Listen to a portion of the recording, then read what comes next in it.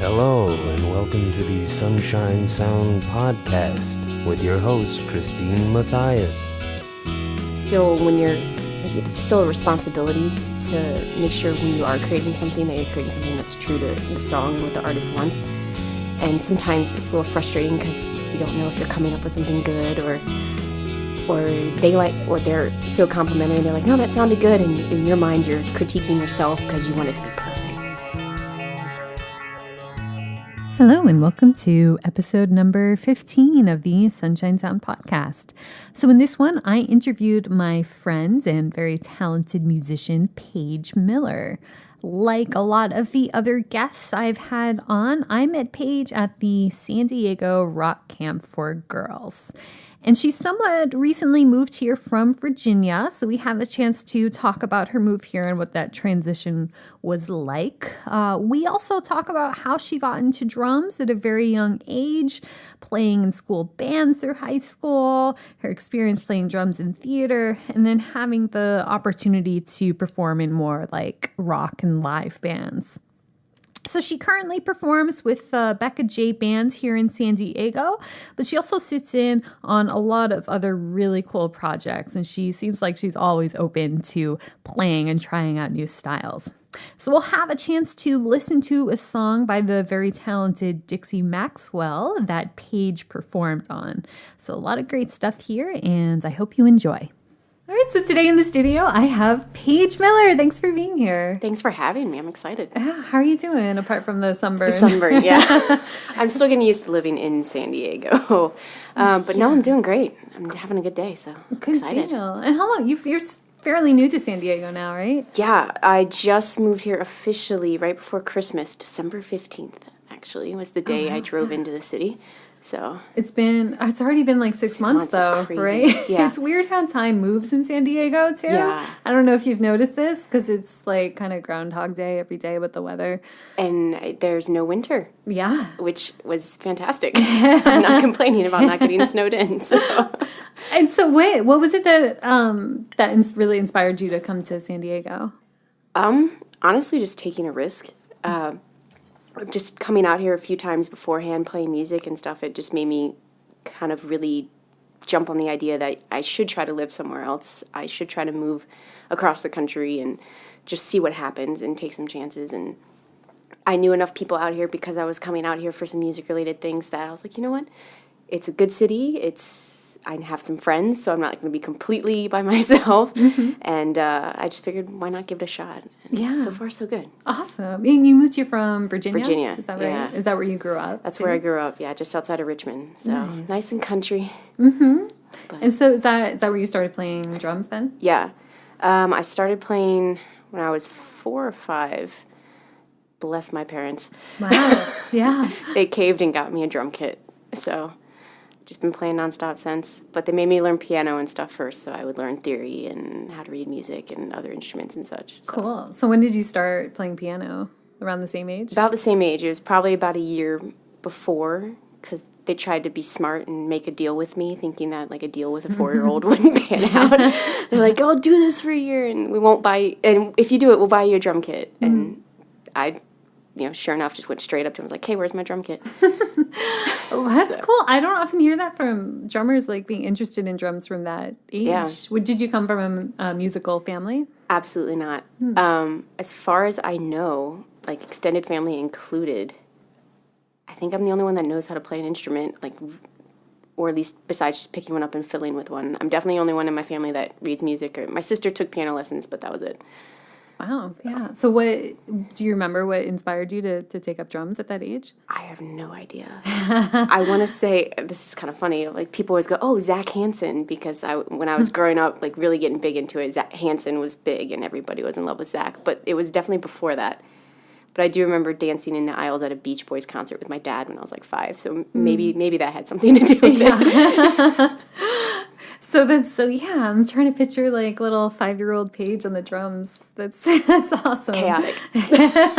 Did you like take lessons from the beginning? Actually, so we bought my first kit. My elementary school art teacher lived on the same street as me, and her son was in a rock and roll band, and he had all this stuff in his garage, and we went down there, and he actually sold me one of his kits and gave me a couple lessons, and recommended a good teacher in town, and so it just kind of started off by people helping out and moving on from there. Do you remember what kit you had? Oh my gosh, it was bright red. I want to say it was like some random ass brand. Sorry if I'm cursing. No, it's a podcast. It's Yeah, the I Wild was West. I'm a drummer. I'm Irish. We curse but no, it was like some random ass, no special brand. I think it was like Johnson or something like that. But and he had it all taped up because it was one of his older kids, and he's like, I'm gonna let this kid go to town on this thing. So it was definitely, it had been through the woodwork, but it was cool. And then so from that age, were you really just focused on drums from there on out? Did you continue to play piano or anything? I kept with piano for a while, and then in school, they, like elementary school and stuff, they just had us doing like little pieces of marimbas and stuff like that. And once I got into middle school, it was all percussion. But it was nice because the piano translated to xylophones, marimbas, things like that, and being able to read music and play the timpani or whatever was needed. So it was like helpful. In the school band? Yeah. So I did all the bands all through high school. Marching band, jazz band, all of them. Me too. Another band geek. Yeah. Nice. Drumline was fun though. Sure. Yeah. It was hard work. Like did you go to a big school? I think we were classified as like AAA or we had VBODA. I don't know if you guys had something like that out here. It was I guess it stood for like Virginia bands or whatever, but that was the big competition every year. Oh, you did compete. It's going to be my next question. Yeah. So it was like, I think we had about 150 to 200 students in the band every year. Oh, wow. So it was pretty big. That's good size. Yeah. Yeah, and we did pretty good. We won Best Drumline a lot. Nice. And it was hard though, because I actually broke my foot marching. Really? How did that happen? A cymbal, one of the marching cymbals, the strap, the handle, actually, it's just tied leather. And right before a competition, it broke. Like I was holding it, or someone next to me was holding it. I don't remember who. But the strap just broke, and it just went, the cymbal just like sliced my foot. Oh my God. And they're like, "Are you going to march?" I'm like, "Well, if I take my shoe off and look at this, it's going to swell up. I'm just going to march." Yeah. And it was terrible. I broke the bone like right across the top of my foot. It was fun. Man, One of many you bandages. don't think about all that can happen in marching bands. Marching band's a full contact sport, people. Right. And so what were you doing like in marching band? Like I don't remember how it works with percussion. Like are you assigned to one like just snare drum or whatever? A lot. So with our band, it was based off of auditions, and the person who scored the best on the audition picked what drum they wanted, or if they wanted to be in the pit to play more percussion. And so the first year I was in the pit because I actually knew how to play mallets and stuff, and it was a pretty intense mallet heavy show that year, so they wanted people in that could play that. And then after that I did bass drum and then tenors, so I had quints. Oh yeah. So it was, which the tubas will argue with you, but to me that was the heaviest thing in the band. So I got to carry that thing around in July Virginia summers. So fun. Yeah. And then, so were you like playing at any kind of like rock bands or anything while you were in school? Not really. I didn't really have a lot of friends. I was that bullied kid, so I had just like a couple of my little band friends, and I just played for myself at home. There were a couple friends that occasionally we'd come over and jam, but it was nothing crazy. But I did play for the theater, at the school. So when they put on shows like Cinderella and stuff like that, I got to play for all that. So that was kind of what sort of snagged my attention towards theater. Sure. Yeah. Do you still do theater stuff now? I'm trying. Yeah. San Diego theater community is hard to break into. Is it really? Yeah. I mean, everybody's super nice, but I feel like once you're in, you're in. Sure. But getting in is kind of tricky. So I'm poking at the barriers a little bit and seeing what happens. Because I played for a lot of shows through college and for local theater and things, and I love it. I do. Is that like playing a full kit usually? Sometimes, yeah. Okay. Most of the shows I did, I was playing kit. There was one or two that incorporated percussion because they only wanted to pay for one percussionist. So actually for one, what show was it? The 25th annual Putnam County Spelling Bee. It's actually a fun show. That's a show? It's a show. It's a Broadway show. Yeah. But I know I had like a drum kit, arcing in front of me, and then behind me I had a bunch of percussion, so I spent the whole show basically spinning in a circle, doing whatever, like doing a drum fill here and playing some bongos over there, and like, so that was fun. That was tiring. Yeah. It's kind of exciting, though. It's interesting. A few weeks back, I was talking to someone who does some theater stuff on keyboards, and yeah, I mean, he was just talking about how it's like you're working for months on this play or whatever, and then you have a couple shows and it's done. And then it's gone. Yeah. What a strange experience.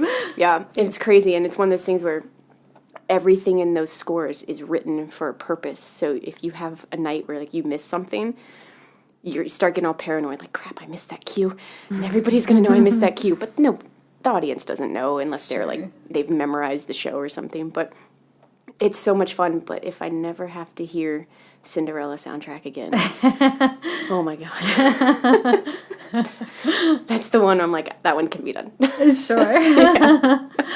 And so you continued to play through college and stuff. And so at that time, like what kind of stuff were you playing in college?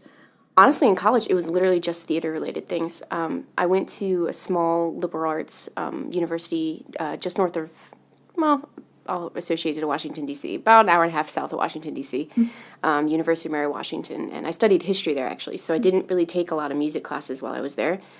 I took a couple, like music history or study by yourself percussion class or whatever, but it was all just theater-related. So really, after college, I actually didn't even touch my drum kit for almost 2 years. I just was working. It was probably about 2 years until I touched the kit again.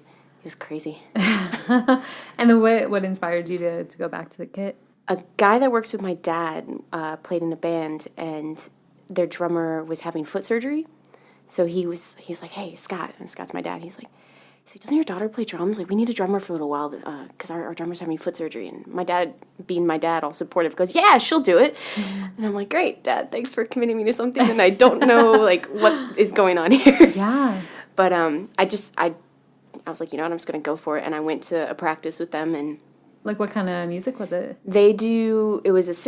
I made it a 6-person band, so it was 5 people beforehand. But it's all covers. But we would always joke that we take your favorite covers and make them unrecognizable because we put our own spin on it. So it was a lot of like classic rock covers, but we would make them kind of funky, jazzy, bluesy, rock, and it was just a lot of fun playing with them. Cool. Was it like a bar band?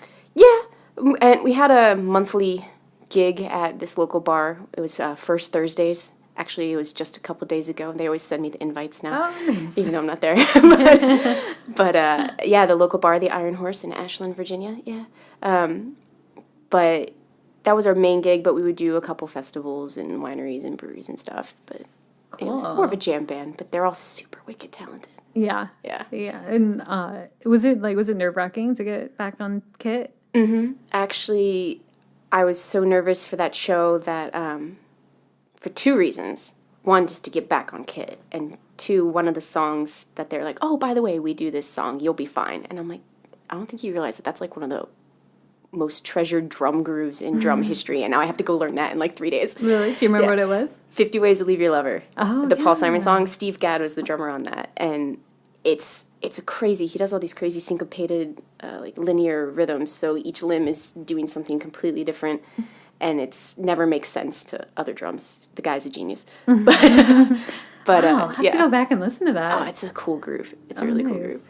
But I was like, I'm going to learn it. Mm-hmm. But yeah, I was so nervous before that first show that right before it started, the singer, Felix, he took me up to the bar and he just hands me a shot of tequila and a lime, and we're like, okay, we're going. And we just went on stage and had fun. So, nice. Yeah. Nice. And were those like pretty long shows then? Usually 3.5 hours, but we would take breaks. Sure. But we would turn a 3-minute song into an 8-minute jam. Mm-hmm. So sometimes it was pretty tiring. Yeah. Yeah. It sounds like a band that would have like a good crowd. Mm-hmm. Like you get some people dancing and stuff. Oh yeah, it's like the big night out for the town. Mm-hmm. Ashland, to explain my town, is like a little small Mayberry. Mm-hmm. So, but we have trains. So Mayberry with trains going straight through town. Mm-hmm. But everybody's welcome, everybody's friendly, but the whole town would come out and pack the bar, and it would be a good time. Nice. So. So was that like the first like band that you played with out live? Like actual band, yeah. Wow, I was cool. probably like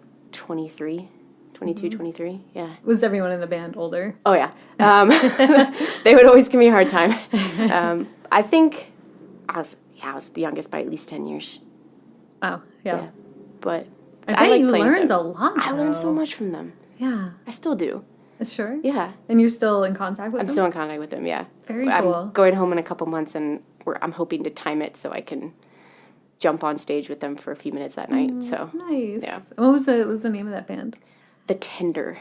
I like it. It's named after the train car. Oh, I gotcha. Yeah. Because everything in the town is named after trains. So Gotcha. Cool. Yeah. And so were you, when you were in Virginia, were you playing with any other bands or anything? for a while, no. It was just them, and then I started teaching just privately, just a couple of students, and then a buddy of mine that I went to high school with, he was actually a saxophonist in the marching band. Mm-hmm. He just was at one of our gigs, and he comes up to me, he's like, hey, I really want to play music. Do you want to be in a band? I was like, sure, thinking he's going to play saxophone. He shows up with a ukulele and starts singing, and I'm like, holy shit, this kid is good. How did I not know this? Wow, yeah. So we did a little duo up until I left home. And it was, he would play an electric ukulele and sing, and I would do cajon and percussion, and sometimes one of us would pick up a guitar instead, and it was so much fun playing with him. I miss him.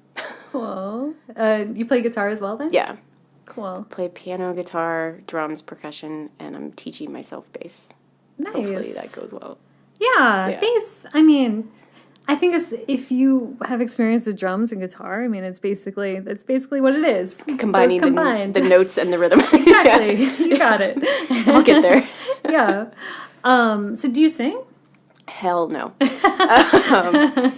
I've been told that I naturally try to go for a harmony, so that's a good thing. I just don't know, like, if it's a note you want to listen to yet. So it's like I can harmonize it, but I don't know if you want to listen to it. But I've been exploring the idea of talking to a few people around here that are great vocalists about, hey, maybe can you teach me how to harmonize, and we'll see if we can't get me there. Because I'd like to be able to do that, but... There's a lot of really good singers here. Oh my gosh, San Diego's talented. Mm-hmm. Yeah. Super talented. For sure. Yeah. So who are you playing with now? It sounds like you're doing a few different projects and things in San Diego. Yeah. The big band that I'm playing with the most is, the artist is Becca J. And she has done a lot of solo stuff up until recently, and in January she started putting together the band. And so it's very Lake Street Divey feel, if you know that band. Yeah, I've heard of them. Yeah. So it's like very funky, jazzy, soulful rock pop. I don't even know if I'm describing it right. But she writes some crazy, amazing songs with lots of bluesy chords and stuff. So I've been playing with them. We've done everything from like hard rock to House of Blues, and we just did the rock and roll marathon. Oh, you did? Yeah. How was that? Long. So long. Musicians are not made to get up at 4 a.m. Oh, yeah. And then there was the crazy thing with the active shooter, right? That was, so we were at mile 8, so we were up in Normal Heights, where our stage was. But my parents are in town this week, and my mom was running the race, so when we were packing up, leaving the stage, she texted me to let me know that something was going on, but she was okay, and because she was still down by the finish line, and I was like, what is happening? So luckily, no, it sounds like nobody, except for unfortunately one officer got hurt, but it sounds like for the most part everybody responded pretty well, and they got it under control pretty quick, and people finished the race. So yeah. It was just a crazy thing. Yeah. It was crazy. Yeah. You had flashbacks to Boston a little bit, though. Oh, sure. Yeah. Sure. Yeah. But what was it like to play that? It was fun. I'd played with a couple bands back home for some races and half marathons, so a lot of it's just about being energetic and cheering them on.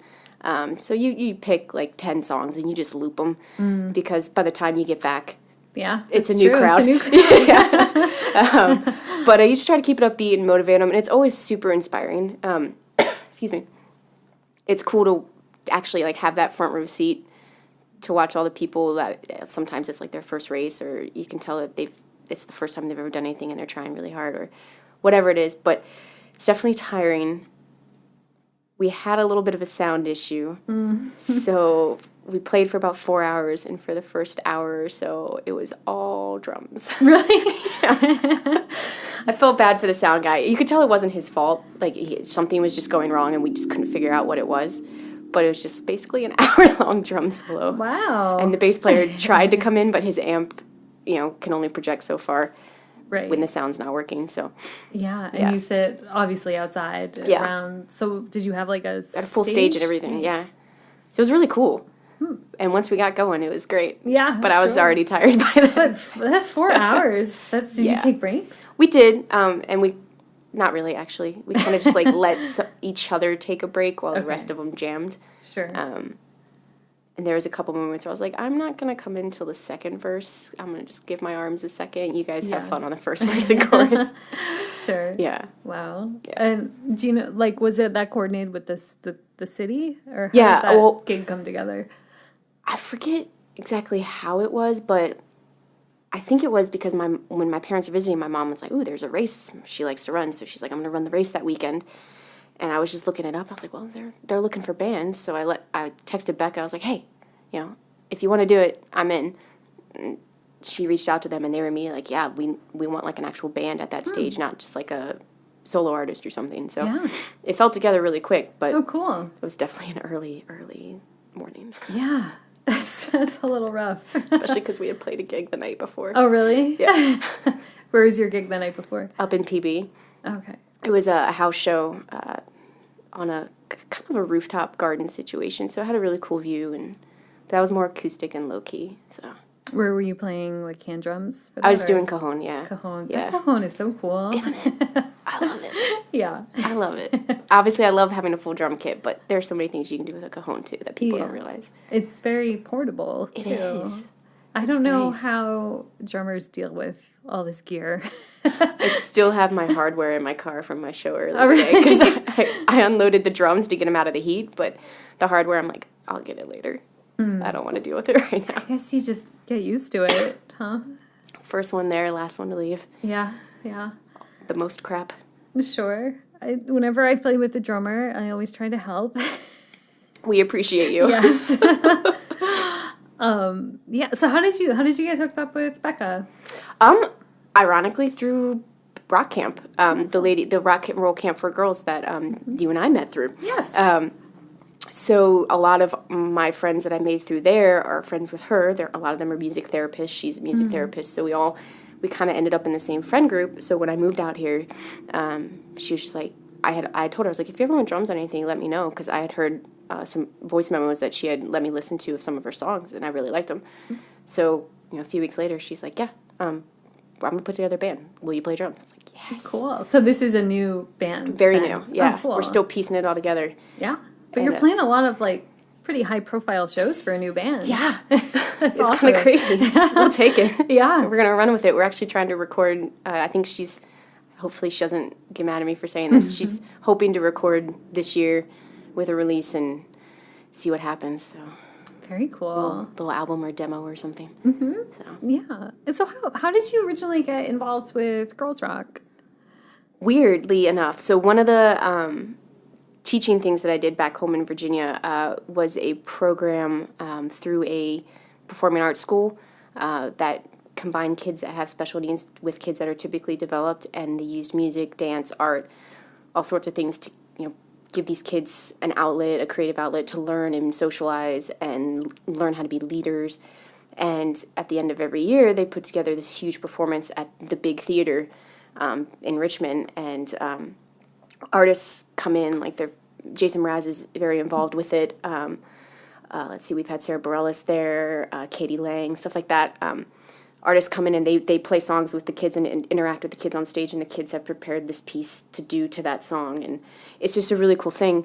And one of the people involved with it is Melissa Grove, who is one of the founders and head honchos of Girls Rock San Diego. So the first year that I did that, she had messaged me afterwards. We were just kind of hanging out afterward, and she had messaged me. She goes, hey, I'm doing this rock camp thing in San Diego. and I would love to have another drum instructor. Any chance you want to fly to California in a couple weeks? I was like, oh, darn, let me clear my schedule. Yeah. So that's kind of how it all started. And I just kind of committed to it, not really knowing what I was getting into, but she seemed like a trustworthy person who had a great idea that I wanted to see in person. And flew out here, and it was crazy. It was awesome. It was amazing. Was that the first time that you'd been to San Diego? Yeah, that's the first time I've been in California. Oh, wow. Yeah. That's awesome. Yeah. I love how you just had a good feeling and you just went for it. I mean, she argues a good argument on why you should do something. Yes. No, Mel is just such a positive force of energy that Amazing human. Yeah. Yeah. Absolutely. Yeah. And when she goes, hey, I have an idea, you just go, okay, I'm in. Like, that's kind of just how it is, and you know it's going to pay out. So. Very cool. Yeah. And then so that was were you part of the very first camp then? The first camp, yeah. So that one was held up in Encinitas. Was that at 2015, 16? Let's see, what year is it? It's 2018. This is the third 17. year, right? So that was 2016. Yes, there we go. Yeah, I have to do math. That was 2016. And then I wasn't back in California until the next summer, so 2017. But when I was first out here, I looked at Mel and I was like, I'm going to move here. And she went, I think it's going to happen, friend. And I was like, yep, that's what's going to happen. So Nice. the next year, I kind of just scoped everything out and got to meet more people and get even more involved with, female musicians in San Diego and getting to just be inspired by them. And so, yeah, I just kind of put the ball rolling and was like, screw it, I'm just going to take a chance and move out there. Right? So. Yeah. That's the power of rock camp. Right? It is like how many people I've heard like they move across the country, they quit their jobs. It's like it's transformative. It's crazy. Yeah. What was the first camp? So that was your first experience with any of the rock camps. Any of the girls' rock camps. So what was that experience like for you? It was so much happening in such a short period of time, but it was all amazing. There was a lot of, the first year, there was a lot of working out the kinks, figuring out what worked. And, the whole camp was like that. But everybody was amazing with their effort, with the motivation, with just the good attitudes and the whole thing. The whole idea that we're all just here to rock out and help these kids and let them have an amazing experience. And it was all about empowering not just the kids, but the other women there. And, it was crazy stressful, but it was freaking awesome. And right? it was over like that. It was crazy. Wow. Were you was there another drum instructor or was it just Yeah, there were two of us. Okay. And her name's AC. I think. Oh, Yeah. Yeah, cool. But so she's a wicked awesome drummer as well. There's some things that she can do that I just stare at her like, what the hell? So it was just fun to meet her and jam with her during our downtime. And then the second year, we had a third drummer join, which is great because we could kind of divide and conquer and different teaching styles, worked for different kids and stuff. Sure. That was Yasmin? Yasmin, who is now on the board. Oh, nice. So I'm hoping, I don't know, I haven't gotten confirmation if both of them are going to be back this year, but I'm hoping at least one of them is because they're both awesome people and great drummers. And the three of us have different styles of drumming, so it was really cool to kind of just see all the different variety. Yeah. As for ladies camp, it was just you. It was just me. Ladies camp was awesome. Oh my gosh. Yeah. I was all by my lonesome, and there were a couple moments where I was like, oh God, what am I going to do next? They just learned that really fast. With the kids, I spent a whole afternoon on that. But it was so cool. It was so cool. The ladies are so inspiring. I know. I don't know about you, but I feel like I learned so much from teaching. Yeah. Yeah. Totally. It's like you have to brush up on everything and you have to learn it first yourself before you can teach it. Exactly. You realize what you don't know, where the gaps are. And then they ask a question and you're like, crap. Let me pull that out of my back pocket and brush the rust off of that. Yeah. Yeah. But I mean, that's the thing about rock camp, though. It's much about empowering the campers and the the women or the girls as it is the instructors. Exactly. I walked away going, I feel empowered, and it wasn't necessarily about me; it was about them. But the things that we get out of it too are amazing. Yeah. Yeah. Yeah. It was Plus, I really get cool. to jam with a bunch of female musicians all week. Yeah, or all weekend for exactly. ladies camp. Yeah. So So much fun. Yeah. Yeah. So who else have you worked with that you've met through rock camp? Actually, Dixie Maxwell. Oh, yeah, that's right. Yeah. So I've played more acoustic style stuff with her. We've done like Lestats and things like that. But she's just got an amazing, amazing voice. It's so unique, and I love her songwriting style. And so yeah, I've just kind of joined her on a few shows, doing some acoustic stuff, mostly on cajon. Cajon is becoming like my second thing. I'll take it. But she actually just recorded another song and asked if I would play drum kit on it, and I jumped at that because obviously I want to be part of something that she does, and that was fun too because, as well as with like Becca and the other people that I play with, Dixie just encouraged me to be creative with it. Like, the beauty of it is they're very trusting with their song, which is their baby. But they've been very trusting. It's like, I trust what you come up with and what your instincts tell you to do on drums. And it's really nice because I still want to be respectful, and I'm always like, does this sound like what you wanted for your song? Do you want something different? I won't be offended. It's your song. But the fact that all these ladies have helped let me just create and have fun, Sure. It's been awesome. And it was a great recording experience too. Yeah, So. very cool. So I think this is a good time to take a little break, and we're going to listen to that track that you recorded with Dixie. This one's called Stir Crazy.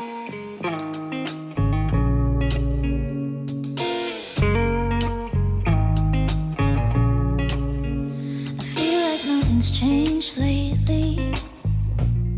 I've been doing the same thing for the last few years. I'm not afraid of change, baby. I know I need to grow, I need to get out of here. Oh, I'm gonna stir crazy, stir crazy. Oh, I'm gonna stir crazy, stir crazy. Somebody gonna save me, oh save me. Oh, I'm gonna stir crazy, stir crazy. And I don't wanna wake up to the damn alarm, not one more day. And I don't wanna break up, no. Oh, I just want the freedom to do things my way. Oh, I'm gonna stir crazy, stir crazy. Oh, I'm gonna stir crazy, stir crazy. Somebody gonna save me, oh save me. Oh, I'm gonna stir crazy, stir crazy. And every time I do the same thing, I go a little bit crazy inside. Feel like I've been just living to die, but I wanna start living my life. Every time I do the same thing, I go a little bit crazy inside. Feel like I've been just living to die, but I wanna start living my life.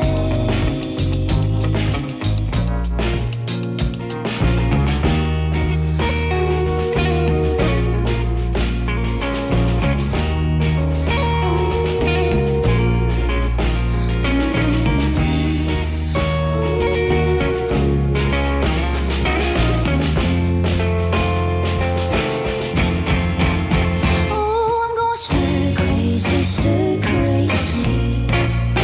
Oh, I'm gonna stir crazy, stir crazy.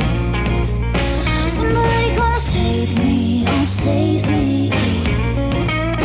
I'll stir crazy, stir crazy. Oh, I'm gonna stir crazy, stir crazy. Oh, I'm gonna stir crazy, stir crazy. Somebody gonna save me, oh save me. Oh, stir crazy, stir crazy.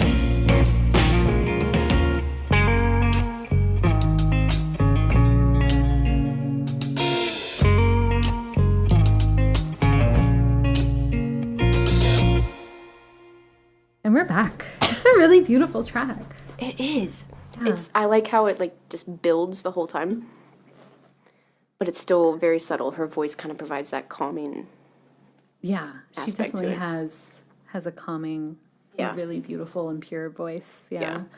So, like, what was it kind of tricky to make the transition from, either playing theater or cover songs to like playing original music on drums?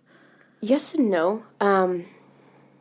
It's different as a musician playing for an artist because I'm still not writing the song, so I don't have that factor going into it.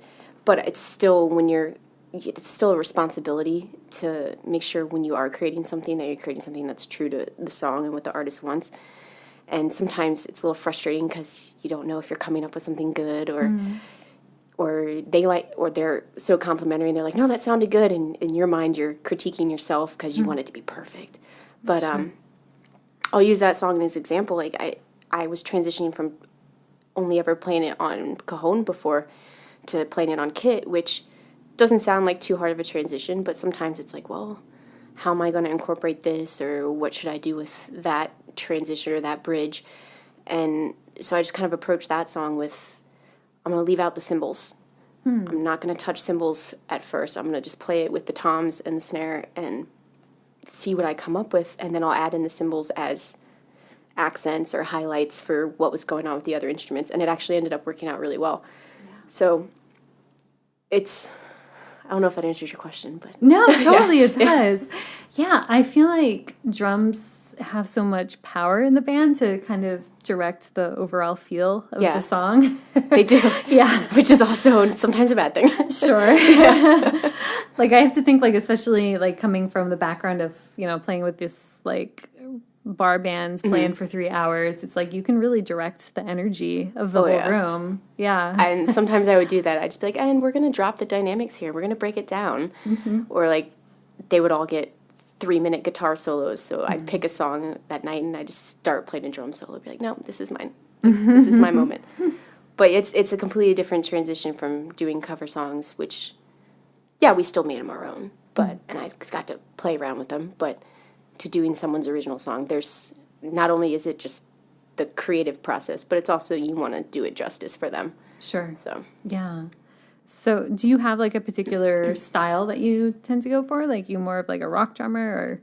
I like funk. Yeah. I'm huge on adding like funk and jazzy grooves or undertones to what I'm doing. Lately, I've been starting to add in a little bit of Latin because I noticed that was an area that I hadn't focused on a lot and I hadn't needed, except for in theater when it called for it. And then it was written out for me, or I could get away with, just a basic bossa nova beat, So I kind of took that upon myself to start learning more Latin, and I've noticed that I'm kind of incorporating some cool jazzy Latin grooves in there. So that's kind of my area that I like, but also it's just fun sometimes just to rock out and go crazy. Sure. Yeah. So when you want to incorporate new styles, like how do you do that? Like, do you just listen to it, or like do you study it? How does that look? Yeah. It's for me it's a lot of listening and then breaking it down and figuring out. Like I'm that dork that'll sit there with sheet music and try to notate out what I'm listening to, and sometimes I get it right, sometimes I don't. But also, I went back to school online, actually, through Berkeley School of Music. So it's a great resource. Sometimes I can just pull up an old class and be like, I remember one time you covered some samba grooves in that class, and let me look that up. And there's a lot of stuff there that I pull from. And I've noticed that I've just kind of just unconsciously been applying a lot of what I'm doing there to what I'm playing. So that's good. It's paying off. Yeah, cool. So what is that, a particular program through Berkeley? At first, I did their drumming certificate program. Oh, cool. And you can do that online? Online, yeah. That's awesome. I just recorded myself playing, but you had to video record yourself as well so they could actually see it was you playing it, which was the benefit of having an electronic drum kit as one of my kits, because I could just plug it right in. You have an e-kit. Yeah. Cool. It was so helpful. So I could just literally just plug it right in, and then I would just like video on my iPhone or something, and all I had to do was sync up the video and the audio, so it worked out. But yeah, so you send them the video assignments, and they critique it and send it back, and wow, yeah, that sounds really incredibly helpful. It was so helpful. Yeah, and I mean the classes that I'm taking are awesome. So like, what other like classes are you taking now? I just and right now, what am I? Oh gosh, Well, what it's am I in summer right now. I don't know if does it go through the summer? Semester's finishing up right now. It's kind of like a music fundamentals class, so it kind of just breaks down like basic theory, ear training, things like that. And then I'm also doing a music business class, Cool. which it's a little bit more from a producer standpoint, Sure, but yeah. it's good to know that information or at least have a...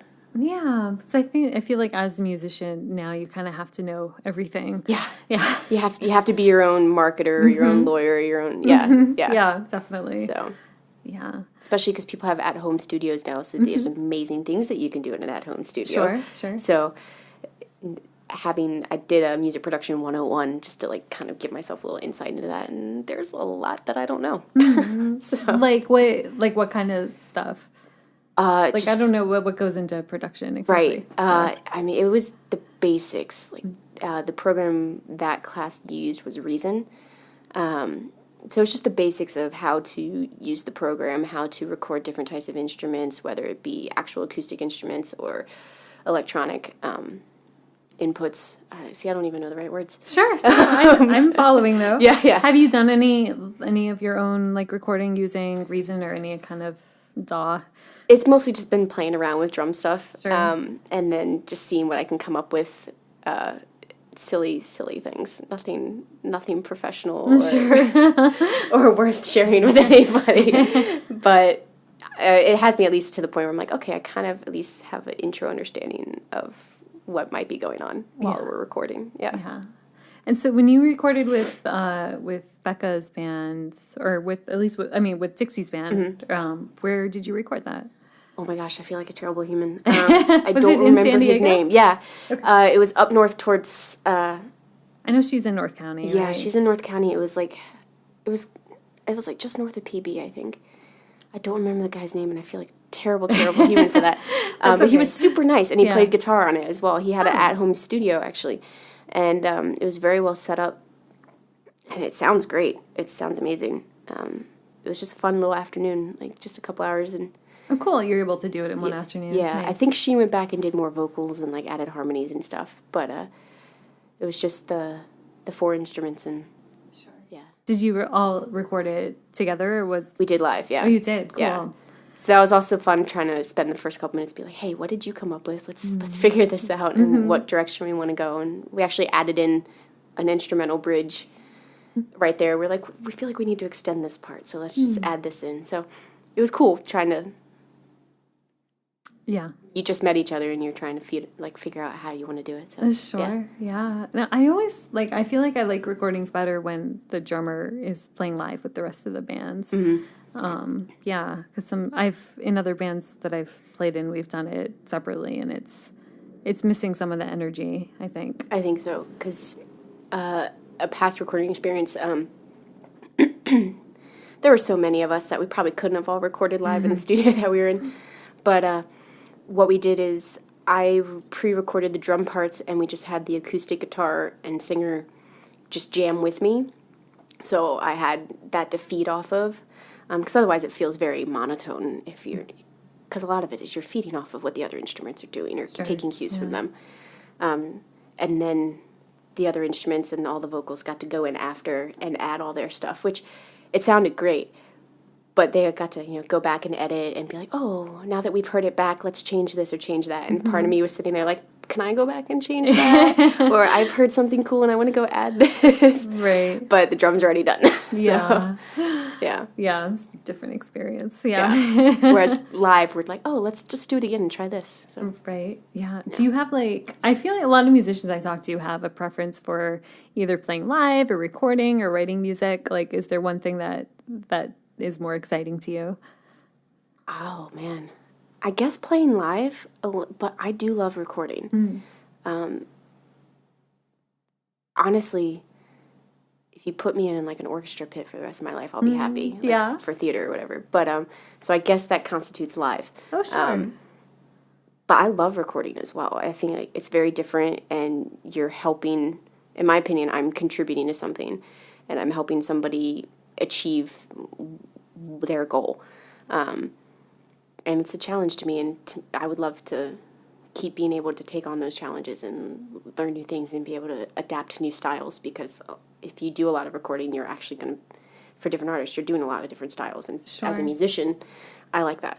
Yeah, and it's kind of cool to have like a physical product at the end of it. Exactly. Yeah. Because then people are like, hey, what have you done? I'm like, well, there's a lot of cell phone videos of me at that bar. Sure. Yeah. It is cool to have that finished product to be like, hey, actually, I played for this artist. Go support them, and you can listen to me too. Yeah. So it's a little bit of all of that. Sure. Yeah. Yeah. So what are you hoping to, like you said you want to get into theater. Like, are you like also hoping to play with other artists, with other bands? Yeah. Are you one of those drummers that just I'm like gonna wants pimp to play myself everything? out. Musician for hire right here. No, yeah, like I want to be that person. Obviously, there are certain projects that you're going to put more of a priority into. So like if you're playing for multiple artists and that particular project's like, well, we need you that night, you gotta prioritize and figure out which one that's going to be. But if I can have multiple situations where, yeah, the dream is to make a living doing it. But if I can have multiple situations where it's with that band or with that artist, like as they need a drummer, they'll hire me to do it, or they'll ask me to do it, hopefully hire. I'm in. Yeah. If it's the right situation and the right artist, I'm in all the time, and I'll make it happen. Yeah. That's kind of my philosophy. Cool. And like, do you have like a particular kind of genre that you want to play with, or are you open to anything? I'm pretty open. One reason I really like playing with the Becca J Band is because that style is very much what I like to do. I'm allowed to be creative and try out all these cool different grooves and fills and time signatures, and I'm allowed to be funky. I'm allowed to put in some syncopation, put in some linear grooves, and instead of the band looking at me and going, just play a beat, they look at me and they're like, yeah, that was cool, and then we feed off of it, you know? Sure. So I like that.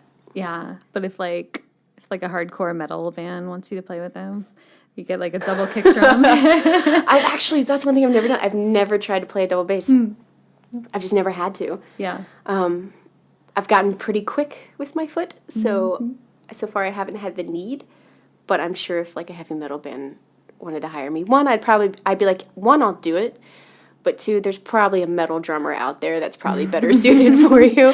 Sure. Not that I don't want to do it, and not that I don't love metal, but I just don't play it, so Sure. there are times where I'll be like, well, I'll do it, but Yeah. Maybe it's just that I don't see a lot of female metal Right. drummers, Yeah. and so I'm pushing for it. I think the closest one I can think of is, oh God, what's that band? It's like a Christian metal band. Oh, I'm not too familiar with the bands in that genre. Me neither, but they played at a festival that I worked, and they were super nice, and their songs were really, really, really good. Her name is like Jennifer or something. Oh gosh, this is gonna bother me until I think of the name of this band. But they're actually a really good band, and she's probably the closest thing I think of. I don't know if you could call it heavy metal, but definitely heavy rock. Okay, yeah. But yeah. Cool. Yeah. And so are you still teaching now? A little bit. I haven't really done much teaching since I've come out here besides rock camp related things. I did a little bit at a local music store, but the scheduling just didn't work out. Okay.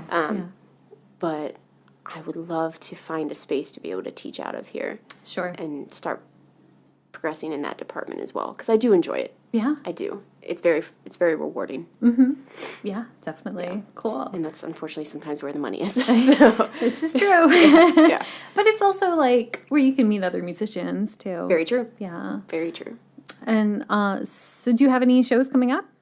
Let's see. I just played one today.